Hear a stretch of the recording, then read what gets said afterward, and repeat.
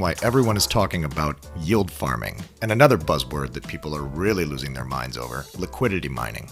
If all of this sounds a little frothy, don't worry, I'm a bit skeptical too. First, let's go over some history.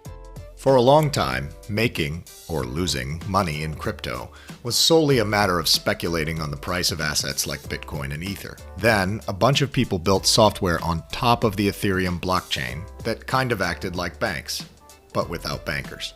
You could now take a loan out against yourself. No paperwork, no ID, no credit rating.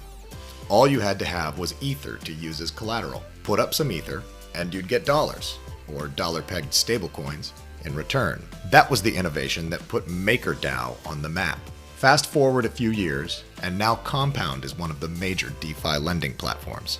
A new chapter began on June 15, when Compound started giving out governance tokens, called Comp, to both depositors and borrowers. On Compound, people were already earning money for making deposits that other people could borrow.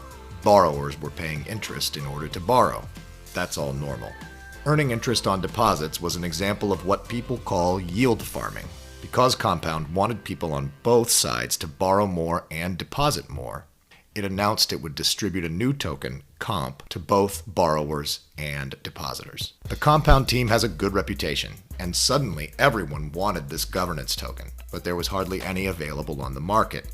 This caused the token's market cap to spike above $800 million in June, before falling back to about $350 million at the end of July.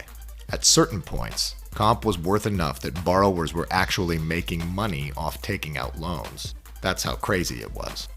Soon other DeFi projects started imitating Compound. Balancer created a governance token. Yearn.finance did too. Everyone expects two other buzzy projects, Curve and Ava, will release governance tokens as well. Either way, this idea of giving someone a new token for doing something you want them to do, that's liquidity mining. It's important to be careful in this space. For now, the mechanisms driving DeFi enthusiasm are circular and ultimately speculative in nature. Also, committing assets to these projects really just amounts to trusting your money to a computer program. Mistakes are made. In March, MakerDAO, the DeFi giant, got tricked into selling $8.3 million worth of depositors' Ether for $0. Despite that failure, DeFi has been growing fast. The next big development could be mainstream investors taking notice. That's happened before.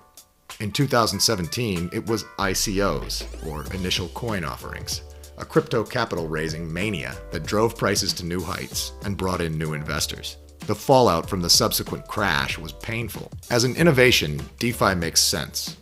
Bitcoin let you store money and transact it electronically, without a bank or a government.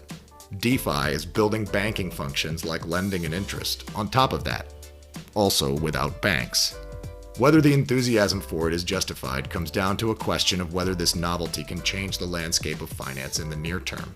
If not, it's another wave crashing on the beach, possibly leaving the tide of monetary innovation a little higher than before. We need the